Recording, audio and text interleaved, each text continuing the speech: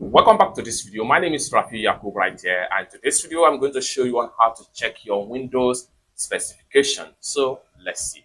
The very first thing you want to do is to come down below right here where you have your window icon. Right click on it, and this is going to pop up. Next thing you want to do is to click on settings, and your setting window here is going to pop up.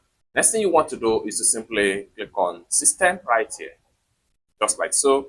And the next thing you need to do is to simply scroll down all the way down to about right here. So click on about, and everything is loaded up right here. Next thing you need to do is to simply scroll down all the way down where you have Windows specification.